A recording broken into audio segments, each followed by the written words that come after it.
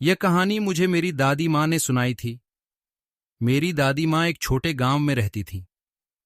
ऐसा कहा जाता है कि उस गांव में भूतिया चुड़ैल रहती थीं, और ऐसा ही भूतिया चुड़ैल से मेरी दादी का सामना हुआ था।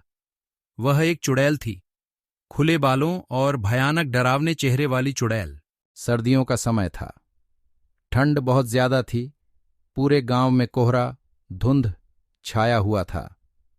मेरे दादा एक बड़े अधिकारी थे, जो रोज की तरह दफ्तर का काम खत्म करके घर की ओर लौट रहे थे। घर वाले रास्ते में बाजार भी आता था, जहां मेरे दादाजी सामान लेने के लिए रुके और उनके बाकी शहर कर्मचारी चले गए। मेरे दादाजी बाजार में सामान लेने की वजह से पीछे रह गए। सामान लेते लेते दादाजी को पता नहीं चला कि कब शाम हो गई। जब दादाजी ने घड़ी देखी तो पता चला कि आज तो घर पहुंचने में बहुत ज्यादा देर हो जाएगी। तो दादाजी ने सोचा कि जंगल के रास्ते से जाऊंगा तो जल्दी पहुंच जाऊंगा। इसलिए दादाजी ने गाड़ी जंगल की तरफ घुमा ली। शाम होने के कारण जंगल में बहुत ज्यादा अंधेरा हो गया था। दादाजी तेज स्पीड में गाड़ी चला रहे थे। तभी उनके सामने एक औरत आ गई।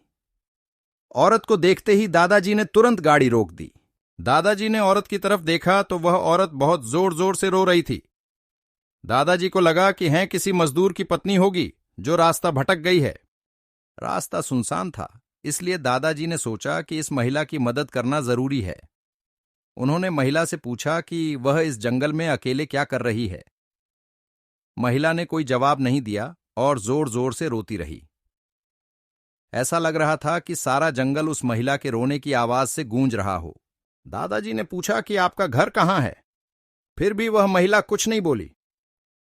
दादाजी ने उसको बोला कि तुम मेरे साथ मेरे घर चलो। जिसके बाद वह दादाजी के साथ चलने के लिए मान गई और दादाजी के पीछे वाली सीट पर बैठ गई।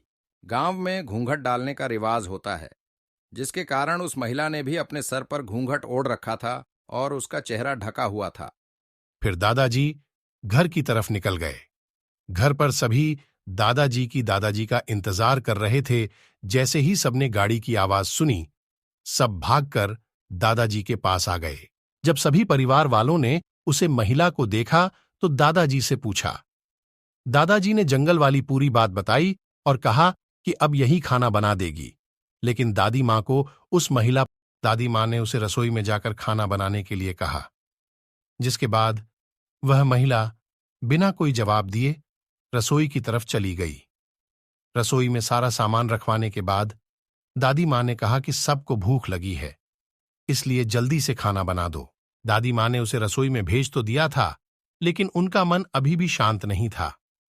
10 मिनट बाद दादी माँ रसोई में पहुंची तो देखा कि अभी वह महिला मछलियां बैग में से मछली निकाल रही थी, जिसको देखकर दादी माँ को और भी गुस्सा आ गया और उन्होंने बोला कि तुमने अभी तक खाना बनाना शुरू ही नहीं किया। कब खाना बनेगा और कब हम लोग खाएंगे? उस महिला का चेहरा अभी भी ढका हुआ था, इसलिए किसी ने भी उसका चेहरा नहीं देखा था। दादी माँ ने उसका चेहरा देखने की कोशिश की, लेकिन उसका चेहरा नहीं देख पाई। दादी माँ ने बोला कि जरूरत हो तो बुला लेना, लेकिन फिर भी वह महिला कुछ नहीं बोली। दादी माँ को लगा कि शायद अनजान लोगों की वजह से यह झिझक रही है। जिसके बाद दादी माँ चली गई। प्लीज लाइक एंड सब्सक्राइब करें मयांक गेमिंग को।